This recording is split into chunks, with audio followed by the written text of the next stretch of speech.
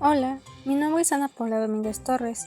Soy estudiante de la Universidad de Ciencias y Arte de Chiapas, UNICACH. Estudio la carrera de Lenguas con enfoque turístico y estoy en tercer semestre. Esta ocasión les estaré comentando sobre los temas vistos en la materia de equidad de género, impartida por mi docente Susana Mercedes Jiménez Pérez. Acompáñenos. El primer tema visto en clases es ¿qué es igualdad y equidad de género? Igualdad de género es el principio por el cual hombres y mujeres y personas de todas las identidades de género tienen los mismos derechos, responsabilidades y oportunidades en los que los ámbitos de la vida, trabajo y educación, política, entre otros. Por ejemplo, que todas las mujeres como hombres puedan acceder al mismo salario por el mismo trabajo. Equidad de género es el conjunto de acciones y medidas que buscan corregir las desigualdades históricas entre géneros, reconocer que no todas las personas parten de la misma situación, por lo que se necesitan tratos diferenciados para lograr la justicia. Por ejemplo, crear programas especiales para apoyar a las mujeres en carreras científicas donde han estado subrepresentadas. El segundo tema es ¿qué es el patriarcado? El patriarcado es un sistema social y cultural en que los hombres, especialmente los varones adultos, tienen el poder principal y dominan en roles de liderazgo político, autoridad moral, privilegio social y control de la propiedad. En este sistema, las mujeres suelen ocupar posiciones subordinadas o de menor poder. Este término se usa frecuentemente en estudios de género y sociología para describir estructuras históricas y actuales donde existe desigualdad entre hombres y mujeres. El patriarcado puede manifestarse en leyes, tradiciones, roles de género, acceso a desigualdad a recursos y violencias basadas en el género. Dentro del patriarcado también surgió el sistema patriarcal. Uno de los pensadores fue Federico Eccles.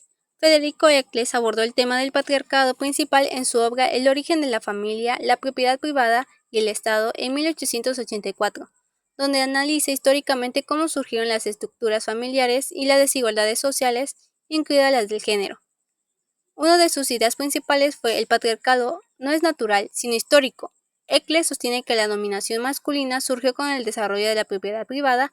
Antes, en las sociedades comunales primitivas, las relaciones entre hombres y mujeres eran más igualitarias.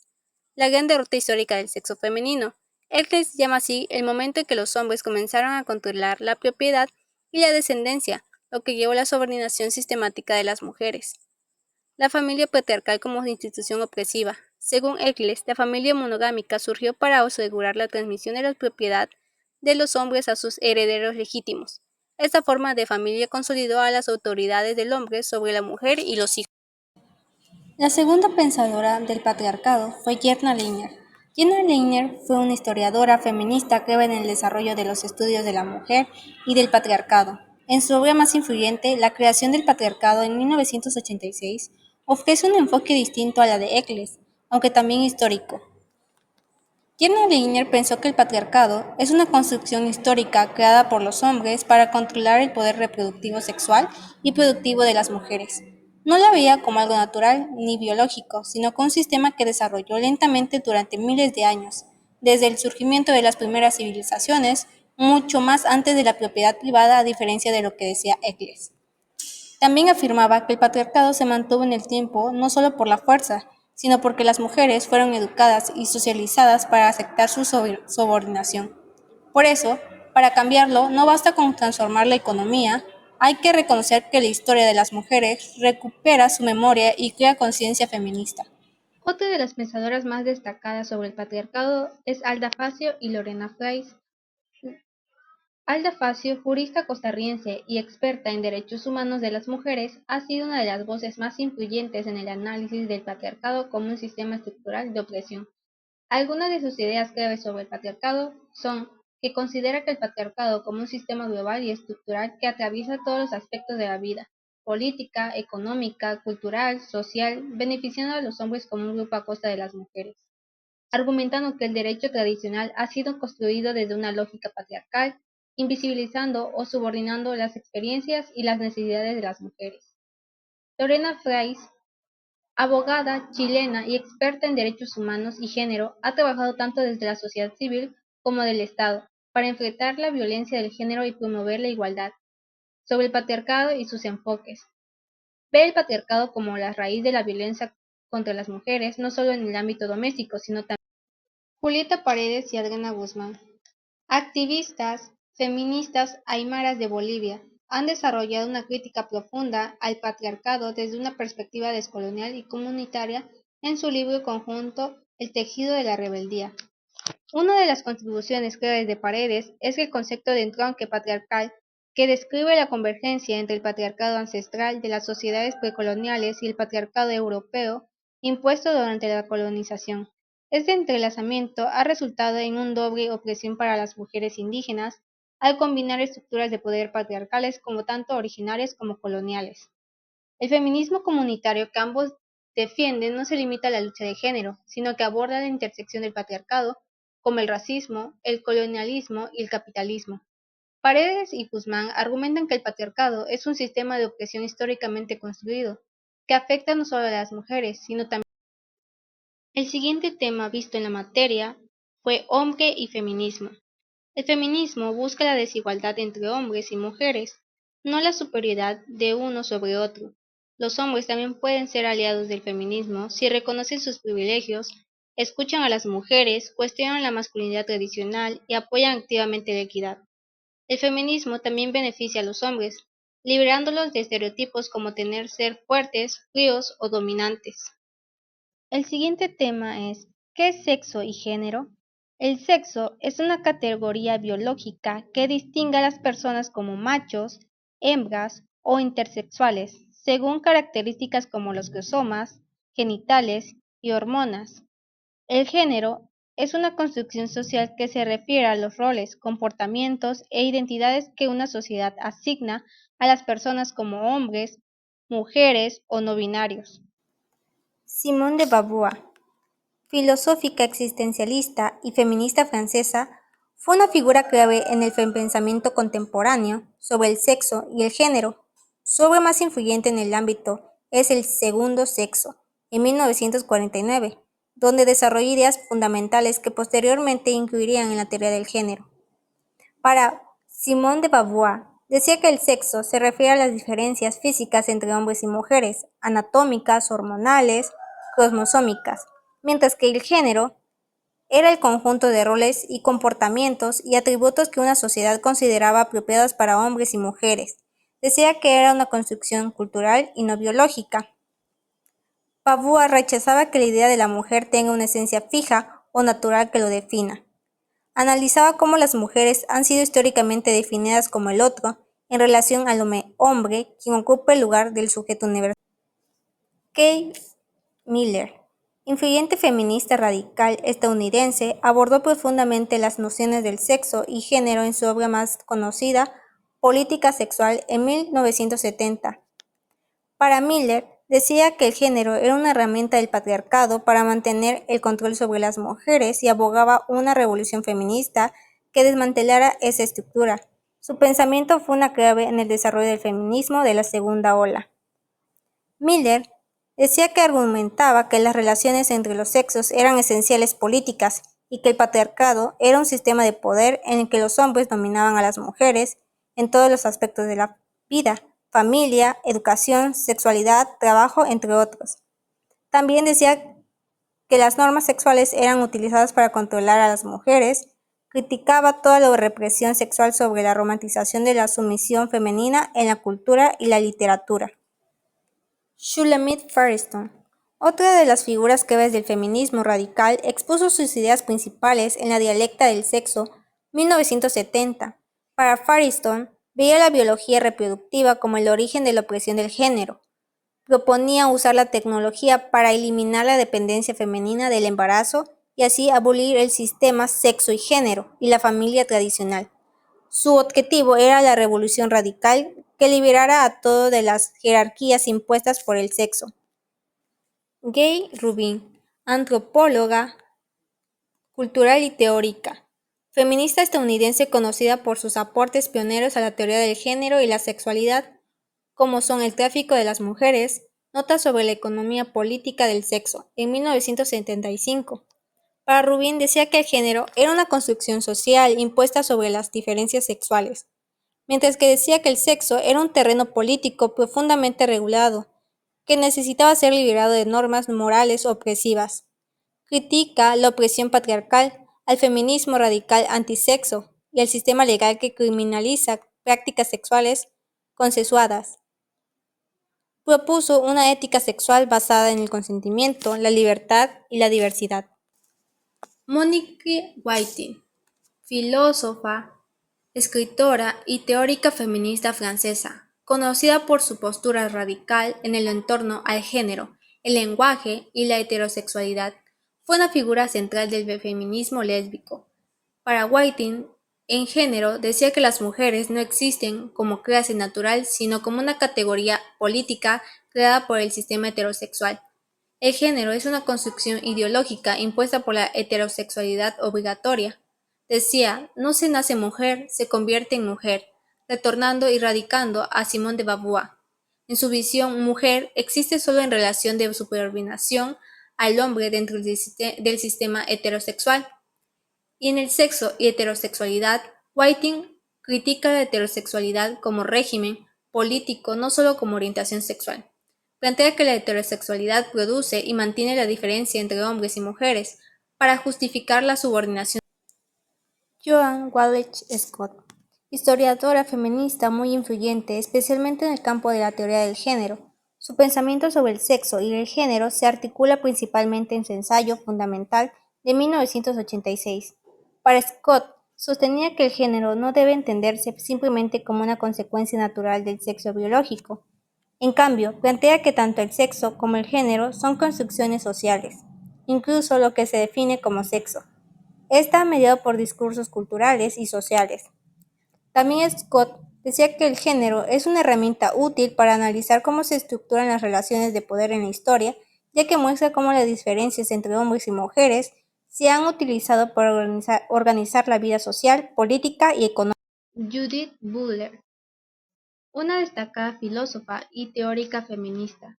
En su obra El género en disputa, en 1990, propone que el género no es algo con lo que nacemos, ni una expresión de un yo interno, sino una serie de actos performativos que repetimos constantemente. Estos actos están regulados por normas sociales y culturales. Donna Haraway, una destacada filósofa, bióloga y teórica feminista. Su pensamiento sobre el sexo y el género se entrelaza con la ciencia, la tecnología y el feminismo. Haraway, al igual que Judith Butler, cuestiona las ideas tradicionales del sexo y género como categorías naturales. Cree que ambos son construcciones culturales e históricas, y no siempre datos biológicos. En su obra más influyente, El Manifiesto, en 1985, en ella usaba la figura de cyborg, mitad humano, mitad máquina, para romper las fronteras entre hombre, mujer, humano, máquina, natural, artificial, físico y digital. Para Haraway, el cyborg representa una forma de identidad híbrida y libre, que rechaza las normas rígidas de género, raza, clase y especie. Decía Haraway que el sexo y género son construcciones. El siguiente tema fue Primera ola del feminismo. La primera ola del feminismo fue un movimiento surgido principalmente en la Revolución Francesa en 1789 a 1848, centrado en la desigualdad legal política entre hombres y mujeres.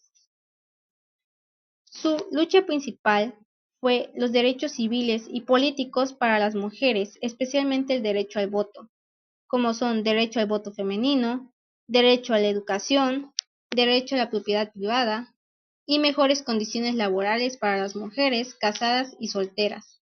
Mary Wollstonecraft fue una filósofa, escritora y defensora de los derechos de las mujeres. Es considerada una de las madres fundadoras del feminismo moderno.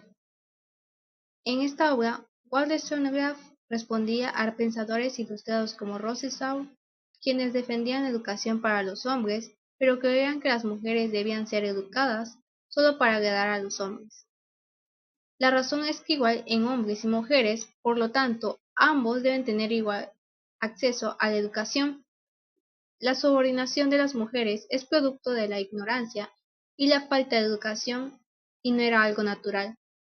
Las mujeres deben ser ciudadanas activas y responsables, no solo esposas o madres subordinadas. Criticó el matrimonio tradicional como una forma opresiva, legal y social. Olympe de Gouges fue una escritora y activista política francesa que se convirtió en una de las primeras voces feministas de la historia moderna. Vivió durante la Revolución Francesa y es mejor conocida por su obra Declaración de los Derechos de la Mujer y de la Ciudadana, 1791. Esta obra fue una respuesta crítica a la Declaración de los Derechos del Hombre y del Ciudadano en 1789, que había sido proclamada por las revoluciones francesas, pero que excluía explícitamente a las mujeres. En su declaración, Olin afirmaba cosas como: "La mujer nace libre y permanece igual al hombre en derechos". Esta frase es un eco directo de la famosa "El hombre nace libre", de la versión masculina, pero enfocada en visibilizar la exclusión de las mujeres. Decía que la igualdad legal entre hombres y mujeres, derecho al voto para las mujeres, acceso a la educación. El siguiente tema fue la segunda ola del feminismo. Surgió en el año de 1940. Se centró principalmente en el sufragio femenino y los derechos legales básicos. Una vez conseguido el voto en muchos países, surgió la necesidad de avanzar en otros ámbitos de desigualdad. Los principales temas centrales fue derechos reproductivos, incluyendo el acceso a anticonceptivos y aborto, igualdad en el trabajo y en el salario, crítica a la división sexual del trabajo, cuestionamiento de los roles de género tradicionales, violencia doméstica y sexual. Algunas pensadoras sobre este tema fue Clara Zetkin. Clara Zetkin fue feminista socialista, marxista, propuso la emancipación de las mujeres trabajadoras a través del socialismo, la lucha de clases como el camino hacia la igualdad de género, que las mujeres debían unirse al movimiento obrero, no separarse en un feminismo burgués. Fue la impulsora del Día Internacional de la Mujer, el 8 de marzo en 1910. La siguiente fue Rosa Luxemburgo, marxista revolucionaria. Propuso la revolución socialista global como única vía para liberar a todos los oprimidos. No escribió específicamente sobre feminismo, pero defendía los derechos de la mujer trabajadora. Creía que la opresión de la mujer era parte de una estructura capitalista más amplia. Se opuso tanto al capitalismo como al autorismo dentro del comunismo. Emily Pankhurst fue una feminista sufragista liberal, radical, propuso el voto femenino como propiedad máxima para alcanzar la igualdad. Fundó la Women's Social and Political Union, un grupo feminista militante. Usó acciones directas, marchas, huelgas de hambre, protestas para presionar al gobierno. Se enfocó en las mujeres de clase media y alta, no en la lucha obrera. El siguiente tema visto fue la tercera ola del feminismo. Es una etapa del movimiento feminista que comenzó en la década de 1900 y se extendió aproximadamente hasta los primeros años del 2000. Surgió como una reacción a las limitaciones de la segunda ola y buscó incluir una mayor diversidad de experiencias y voces femeninas. Fue incluida por el trabajo de feministas afroamericanas, latinas, asiáticas, indígenas y de otros grupos marginados que habían sido ignorados en gran medida por las olas anteriores. Algunas feministas integradas a la tercera ola fue Simona de Beauvoir. Simona de Beauvoir decía que no se nace mujer, se llega a serlo. Planteaba que la mujer no era determinada por la biología, sino que era una construcción social. Denuncia que la mujer ha sido definida siempre en relación al hombre. Critica cómo la cultura, la religión y la filosofía han justificado la subordinación femenina. También se encuentra Betty Friedan. Betty Friedan denunció el problema que no tenía nombre, el vacío y la frustración de muchas mujeres amas de casa de clase media en Estados Unidos, que a pesar de tener familias y comunidades se sentían infelices y sin propósito. Criticó el ideal de mujer que la sociedad estadounidense. Se fundan varios feminismos, como son el feminismo liberal de Betty Friedan, igualdad en hombres y mujeres, busca que las mujeres tengan una igualdad y no una opresión y que no busca reformar un sistema de igualdad. Feminismo radical de Kay Miller. Existe una opresión hacia las mujeres llamado patriarcado. Feminismo de diferencia. Liberación de las mujeres. No hay igualdad entre hombres y mujeres porque se aceptan el modelo masculino. El siguiente tema es la cuarta ola del feminismo. La cuarta ola del feminismo es una etapa contemporánea del movimiento feminista que comenzó aproximadamente en el 2010 y continúa hasta el presente. Esta ola se caracteriza por el uso intensivo de tecnologías digitales y redes sociales para visibilizar la violencia de género, denunciar la discriminación y promover la desigualdad. Dentro de la cuarta ola están las corrientes feministas.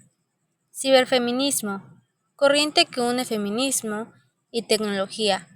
Usa Internet y medios digitales para visibilizar luchas de género y cuestionar el patriarcado digital.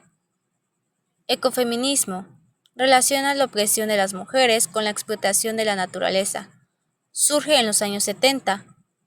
Feminismo latinoamericano, movimiento que nace de las realidades y contextos propios de América Latina, muchas veces ligada a la lucha contra el colonialismo, el racismo y la pobreza. Feminismo comunitario, corriente nacida de mujeres indígenas en América Latina, especialmente en Bolivia y Guatemala. Proponen que el patriarcado no solo es individual, sino también comunitario y colonial. Feminismo negro, movimiento que denuncia el racismo dentro del feminismo hemogénico y lucha por la visibilidad y dignidad de las mujeres afrodescendientes. Comunidad LGBT, corriente que integra la lucha de personas trans, no binarias y lésbicas al feminismo. Rompe con la idea de una mujer universal y fija. El siguiente tema visto en clases es la historia de la homosexualidad. La homosexualidad es la orientación sexual de una persona que siente atracción emocional, afectiva o sexual hacia personas del mismo sexo o género. La homosexualidad en la prehistoria. Se han encontrado representaciones de relaciones entre personas del mismo sexo en diversas culturas antiguas. También está Mesopotamia. En textos sumerios y egipcios se encuentran referencias o relaciones entre personas del mismo sexo, aunque no siempre se condenan, tampoco eran necesariamente celebradas. En muchas culturas antiguas las prácticas homosexuales se extendían de manera diferente, o como se comprenden hoy, no se veía como una identidad, sino como un comportamiento. Roma o Grecia. En la antigua Grecia, la homosexualidad masculina, especialmente en la forma de relaciones entre adultos y adolescentes, eran comunes y socialmente aceptadas en ciertos contextos educativos y militares. En Roma existían también prácticas homosexuales, pero con normas sociales más rígidas sobre quién podía adoptar roles activos o pasivos según el estatus social. Edad Media y Renacimiento. Con la expansión del cristianismo en Europa, las relaciones homosexuales empezaron a ser vistas como pecaminosas. La Iglesia Católica condenó fuertemente estos actos y en muchos lugares la sodomía llegó a castigarse con la muerte. En el mundo islámico medieval hubo ciertas tolerancias en la práctica, aunque también condenadas religiosas. Muchos poetas árabes y persas escribieron sobre el amor entre hombres. Mediante que el Renacimiento, a pesar de la represión en los siglos XV y XVII, hay evidencias de vida homosexual clandestina en ciudades europeas. Algunos artistas y escritores del Renacimiento tenían relaciones con personas del mismo sexo, aunque esto se mantenía en secreto o era disfrazado. Siglo XX. En el siglo XX la homosexualidad seguía siendo criminalizada en muchos países y condenada por instituciones religiosas y científicas. Sin embargo, los movimientos por los derechos LGBT comenzaron a organizarse. Uno de los momentos claves fue la revuelta de Stonewall en Nueva York en 1969, considerada el inicio del movimiento moderno de liberación homosexual. A partir de los 70 y 80 se lograron avances en visibilidad, aunque también se vivieron crisis como la del SIDA, VIH, que afectó especialmente a la comunidad gay. Siglo XXI. En muchos países, la homosexualidad ha dejado de ser ilegal y patologizada. Se han adoptado leyes sobre matrimonio igualitario, adopción, protección contra la discriminación. Sin embargo, en otros lugares sigue siendo castigado con cárcel o incluso la pena de muerte. La lucha por los derechos continúa y la homosexualidad se reconoce hoy no como un comportamiento aislado, sino como parte de la diversidad humana. El siguiente tema es orientación sexual e identidad de género. La orientación sexual e identidad de género son conceptos relacionados con la forma en la que las personas se sienten, se identifican y se relacionan con los demás en términos de afecto, atracción y género. ¿Qué es orientación sexual? Implica la atracción emocional, afectiva o sexual hacia personas de un género distinto, igual o más de un género. Algunos tipos principales son heterosexual. Atraen personas del género opuesto. Ejemplo, un hombre que se siente atraído por mujeres. Homosexual. Atraen personas del mismo género. Ejemplo, una mujer que ama a otra mujer. Bisexual. Atraen a personas de más de un género. Por ejemplo, alguien que se siente atraído por hombres y mujeres. Otras orientaciones son como el pansexual. Atraen personas independientemente de su género. Ejemplo, me enamoro de la persona, no del género. Asexual. No sientes atracción sexual hacia personas, aunque puedes sentir amor o afecto romántico. Demisexual. Solo sientes atracción sexual cuando hay un fuerte lazo emocional. Androsexual. Persona que siente atraída por personas masculinas, sin importar su sexo al nacer. Ejemplo, me atraen los hombres y quienes tienen apariencia o energía masculina. Aromántico. Persona que no siente atracción romántica hacia nadie. Ejemplo, no me enamoro ni deseo tener pareja romántica, aunque sí puedo tener amigos o relaciones sexuales. Polisexual. Persona que se siente atraída por varios géneros, pero no de todos. ¿Qué es identidad de género? Es la forma en que una persona se siente y se identifica internamente, como hombre, mujer, ambos, ninguno o algo diferente. Cisgénero, te identificas con el sexo que te asignan al nacer. Ejemplo, naciste con un cuerpo de hombre, pero te identificas como mujer. Transgénero, te identificas con un género diferente al que te asignaron al nacer. Ejemplo, naciste con cuerpo de hombre, pero te identificas como mujer. Transexual. Una persona transexual es aquella que no se identifica con el sexo que le asignaron al nacer y además desea modificar su cuerpo mediante tratamientos hormonales o cirugías u otros medios para que coincida con su identidad de género. Ejemplo, naciste con cuerpo masculino, pero te identificas como mujer y decides hacer una transición médica. Transvesti. Una persona transvesti es alguien que se viste o se expresa con ropa o apariencia del género opuesto, pero no necesariamente se identifica con ese género ni quiere modificar su cuerpo.